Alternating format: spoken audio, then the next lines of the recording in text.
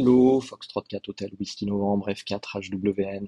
J'espère que vous allez bien et on se retrouve pour une petite vidéo un peu plus complète de débriefing autour de l'annonce du jour, à savoir la sortie non pas de un mais de deux Quansheng TK11, donc le TK11 et le TK11-8, puisqu'il y en a deux, il n'y en a pas un seul.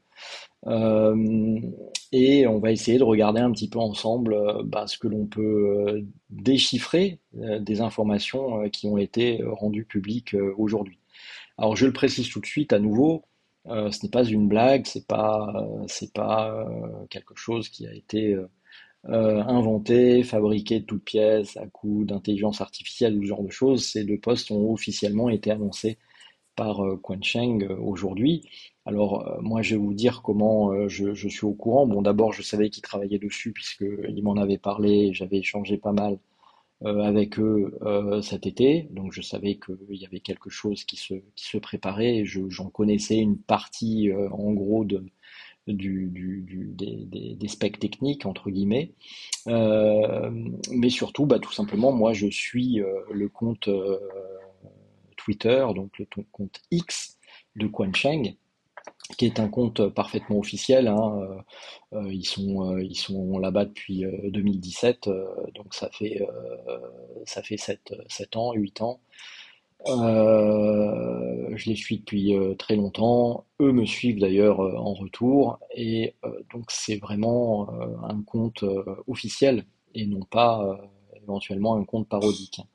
Et donc aujourd'hui, effectivement, on a vu sortir deux actualités concernant le TK11 et le TK11-8. Voilà, donc c'est parfaitement officiel, pas du tout une blague ou quoi que ce soit d'autre. Alors, si on regarde un petit peu ce qu'ils ont présenté, donc vous avez ici donc le TK11 qui est donc absolument tout en plastique, hein, il n'y a aucune pièce métal dedans. Qu'est-ce qu'on peut voir sur ce premier flyer? Des choses qui sont quand même assez importantes. D'abord, ce qu'on voit ici, c'est la plage de réception, bon, qui est très étendue, et ça c'est très bien. Et la plage de transmission. Et ça c'est important parce que je vois déjà beaucoup d'emballements. Mais la plage de transmission, en gros, elle va couvrir la bande des 11 mètres, la bande des 10 mètres. C'est plutôt une bonne chose, tant mieux. La bande des 6 mètres également, donc ce qu'on appelle la bande des 50 mégas, la bande magique. Et puis également la bande des 2 mètres et la bande des 70 centimètres, donc la VHF et l'UHF. Pourquoi je précise ça? Tout simplement parce que il faut bien faire toujours une distinction entre la plage de réception et la plage de transmission. En clair, n'espérez pas, en tout cas en l'état des choses, passer en émission sur, je sais pas, la bande des 40 mètres. Non, non, ça, a priori, c'est pas prévu pour, hein. Pareil également, attention, ici on voit les modulations supportées en réception. J'ai bien dit en réception, donc AM, SSB, FM. Mais c'est de la réception. En émission, est-ce qu'il est en capacité de pouvoir passer en émission en SSB, ce qui est forcément très attendu par beaucoup? Aujourd'hui, j'ai des doutes. Je dis pas que ça sera pas le cas, mais pour l'instant, j'ai de gros doutes, hein. Donc attention également, les modes supportés ici, c'est en réception. On voit, il annonce a priori donc une puissance d'émission à 10 watts. Là, il faudra voir, hein, comme d'habitude. Bon, on va le voir d'ailleurs un peu plus loin. Les 10 watts, c'est en UHF et en VHF, donc sur la bande des 70 centimètres et des 2 mètres. Par contre, sur la bande des 6 mètres et sur les bandes 10 et 11, ça sera 5 watts maximum. Encore une fois, au moins en FM. Est-ce que ce sera également en SSB? Suspense. Le support, donc bien sûr, du NOAA, qui est donc les weather bands, donc qui sont essentiellement accessibles au continent nord-américain. On voit ici, a priori, Un analyseur de spectre et un fréquence-mètre. Et ben, c'est plutôt une bonne chose, tant mieux s'il y a un analyseur de spectre et un fréquence-mètre. Je ne sais pas du tout quelle tête il aura, mais c'est plutôt une bonne nouvelle.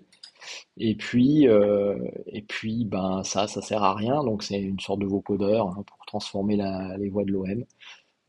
Perso, j'aurais pas mis ce genre de choses sur un flyer comme ça, parce que je pense que ça dessert un peu la crédibilité et le côté un peu sérieux professionnel du poste, mais bon, je suis pas dans le marketing.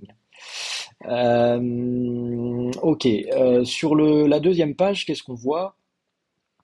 On voit ce système d'antenne, donc ça c'est du coup l'antenne qui va être sur une prise jack, qui va être donc utilisée pour pouvoir écouter justement les bandes décamétriques, hein, puisque on l'a vu, ce poste peut descendre très bas en fréquence en réception. Donc ça ressemble à une antenne que l'on trouve sur des postes de radio, Texum, ou ce genre de choses qui permettent d'écouter la broadcast FM même sur les bandes décamétriques. Donc bon voilà, c'est un truc assez classique. Il est clair que vous passerez pas en émission là-dessus, hein. Là, cette antenne qui est livrée également, a priori est une antenne tri-bande qui va donc couvrir la bande des 6 mètres, 2 mètres et 70 centimètres. Donc bande des 50 mégas, VHF, UHF. Donc voilà, très bien. Et il laisse entendre que si on veut passer en émission sur le 27 mégas, donc la Citizen Band, bah, il faudra utiliser sa propre antenne. Là, ici, on voit tout un tas d'informations. Est-ce que j'ai des choses à dire par rapport à ça? Oui, à ce niveau-là, on voit qu'il y a 999 canaux mémoire, donc ça suppose que s'ils ont pris une architecture technique assez proche de celle du K5, bah, qu'il doit y avoir en standard donc une EEPROM de 64 kilos, parce que pour stocker les 999 canaux mémoire, bah, il faut au moins ça. Donc voilà, il y a certainement une EEPROM un peu plus gonflée. Batterie 2500 mAh, bon, pourquoi pas. Je sais pas ce que ça donnerait en passant en émission à 10 watts, hein. Troisième flyer, qu'est-ce qu'on voit? Alors là, on voit deux, trois choses intéressantes que j'ai relevées. D'abord au niveau du clavier, franchement, moi je suis pas fan des touches haut-bas qui sont passées sur le clavier ici. Euh, voilà, je trouvais très très bien la présence des touches haut-bas du K5 ou K5-8 là.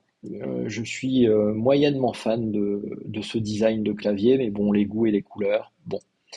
Ce qu'on remarque par contre, qui est plutôt une bonne chose, c'est comme sur l'UV5R+, la batterie, donc qui disposera d'un dock de charge, dispose également d'un, d'une entrée type C pour recharger directement sur un câble USB type C avec un témoin de charge ici à LED. Donc ça, c'est plutôt une très très bonne nouvelle. Et je trouve que ça, c'est plutôt pas mal. Ils ont bien fait de le faire. Ce qu'on voit aussi, c'est que sur le côté, on a deux PTT.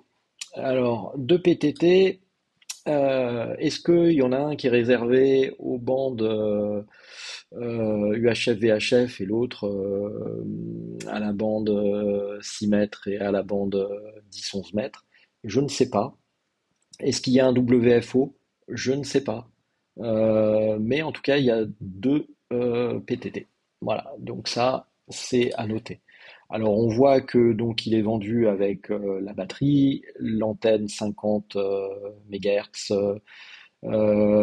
140 et 430, donc 6 mètres, 2 mètres, 70 centimètres. L'antenne pour faire de l'écoute sur les bandes décamétriques plus largement.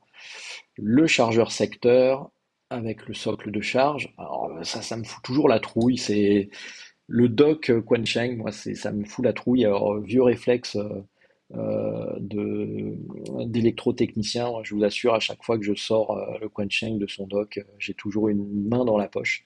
J'ai toujours peur de me prendre du 220. Pour moi, c'est une insulte à toute forme d'ingénierie, mais bon, a priori, ils ont gardé le même design. Et puis voilà, une lanière, un clip ceinture, bon, rien d'autre de particulier. En option, il parle d'un microphone externe et également d'un casque.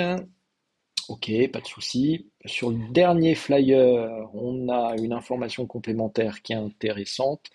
Comme je vous le disais ici, c'est sur la transmission. On voit que donc 10-11 mètres, c'est jusqu'à 5 watts, hein, 6 mètres pareil, et puis VHF, UHF.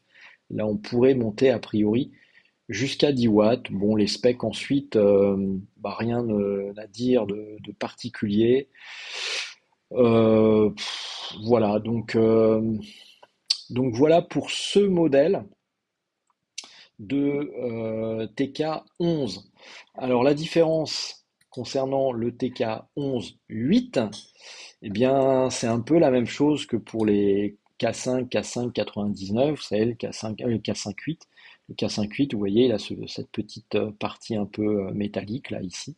Il est un peu mieux fini, je trouve. Eh bien, on retrouve la même logique à ce niveau-là. Et l'autre différence également que j'ai relevée pour vous, c'est que le TK11 est avec une batterie de 2500 mAh, alors qu'il est à la batterie est portée à 3000 mAh pour le TK11-8. Sinon, globalement, c'est kiff kiff. C'est la même chose. Donc il y a juste à ce niveau-là, il précise, hein, donc coque métal et protection robuste. Voilà. Donc voilà ce que l'on peut dire pour l'instant en faisant une relecture de ces deux flyers concernant le TK11 et le TK11-8.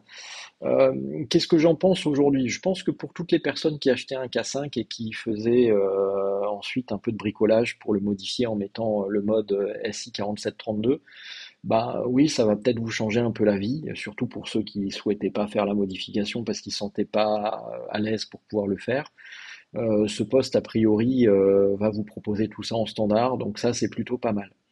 Maintenant, il reste énormément d'inconnus. On ne connaît pas le QSJ, donc pardon, le prix.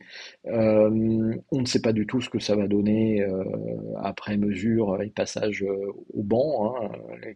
Qu'en est-il des harmoniques, etc., etc. Bon, pour l'instant, on ne peut que spéculer. Et puis le troisième point, c'est que, a priori, pour l'instant en tout cas, le firmware n'est pas modifiable. Alors, une question a été posée à Quansheng d'ailleurs pour savoir si le firmware serait modifiable. La réponse a été dans l'immédiat non, mais on est quasiment sûr que dans les mois à venir, ce sera le cas. Comprendre par là, la communauté va s'en occuper. Bon, est-ce que la communauté va répondre présent pour se lancer dans du rétro-engineering et essayer d'ouvrir ce firmware à des modifications? Je n'en sais rien. Moi, je sais que tout seul, je serais absolument incapable de le faire. Et puis, c'est surtout, c'est un tel boulot, je me sens pas capable de me lancer dans cette aventure tout seul, hein, ça c'est sûr, hein. Mais sinon, bien évidemment, je suis partant et disponible pour, euh, pour filer un coup de main, bien évidemment, et en fonction de mes compétences, puisque je suis pas non plus capable de faire tout et n'importe quoi. Euh, voilà. Est-ce que du coup ça enterre le K5? Ma réponse est clairement non. Le K5 il fait très bien son job en UHF et en VHF. Moi perso, même si c'est une attente forte de beaucoup, la bande des 10 mètres ou 11 mètres, franchement je m'en tamponne, hein, je vous le dis clairement. Euh, je trouve déjà peut-être un peu plus intéressant la prise en charge de la bande des 6 mètres, la bande magique, parce que là, effectivement, il doit y avoir des choses possiblement sympas à faire dessus, mais bon, la bande des 50 mégas, la bande des 6 mètres, elle n'est pas ouverte tout le temps, hein, loin de là, hein. C'est une bande assez particulière, mais quand ça marche, c'est très impressionnant. Donc voilà, je pense que il faut attendre d'en savoir plus, de voir un petit peu ce que ça peut donner, de faire des mesures, de se faire son idée et de voir également comment la communauté va répondre par rapport à ce poste et s'il y a des développements alternatifs qui se font. Je pense que oui. en l'état, n'espérez pas, en achetant ce poste, pouvoir mettre un firmware type CEC, IJV, Exumer, F4HWN ou autre, hein.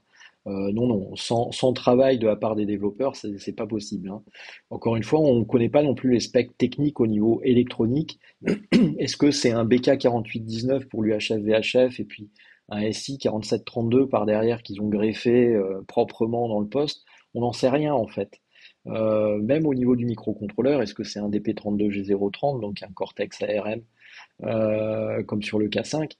On n'en sait rien. La seule chose que je peux dire, c'est qu'il y a certainement une épreuve un peu plus musclée, vu qu'il y a 999 canaux mémoire de proposer, ce qui va en ravir beaucoup, je pense. Voilà, donc urgent d'attendre, on verra ça. Disponibilité probable donc sous un mois et demi, 2 mois peut-être. Attention, c'est le nouvel an chinois, donc pendant 2, 3 semaines, les chaînes de production s'arrêtent. Je pense que tout va tourner un petit peu au ralenti, comme chaque année. C'est souvent les seules vacances qu'ils ont dans l'année, hein, donc on va pas leur en vouloir. Donc il faudra être un peu patient. On découvrira donc assez rapidement sur les plateformes classiques la disponibilité de ce poste et le QSJ. Je ne sais pas du tout à combien il sera vendu, hein. Voilà. Si on me demande à combien je serais prêt à l'acheter, je dirais que au-delà de 50 euros, moi perso, je prends pas, hein. Et même, je sais même pas si j'en prendrai un parce que voilà, je suis pas non plus, j'ai pas non plus des finances infinies. Et puis les évolutions me laissent pour l'instant, euh, voilà, assez indifférent. Même si je pense que c'est une belle évolution, hein, mais pour en tout cas ceux qui attendaient quelque chose dans ce sens. Encore une fois, j'ai pas du tout été client des modes SI 4819 ou non SI 4732 plutôt ou modification des probes ou ce genre de choses. Je m'en tamponne. J'ai même deux Quansheng K5 avec la version 64 kilos de mémoire EPROM qui sont les Quansheng officiels. Je les utilise pas donc voilà.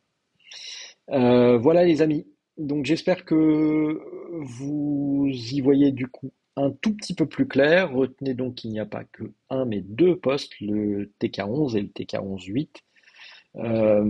Soyez prudents sur ce que va permettre de faire ce poste. Je sais qu'il va y avoir des tas de réactions sur les réseaux sociaux, des tas de fantasmes sur les capacités de ce poste. Attendons de voir tout simplement.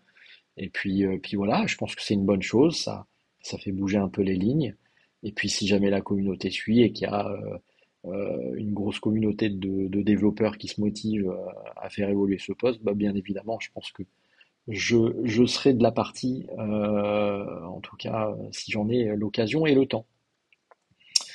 Voilà, comme d'habitude, sous la vidéo vous trouverez la description. Il y aura relativement peu de choses dedans, mais je vous mettrai peut-être un ou deux liens. Et puis sous la description, les commentaires pour les questions, les remarques ou les insultes. D'ici là, je vous souhaite un excellent week-end, puisque nous sommes vendredi soir. Reposez-vous bien. A priori, avis de tempête sur la France.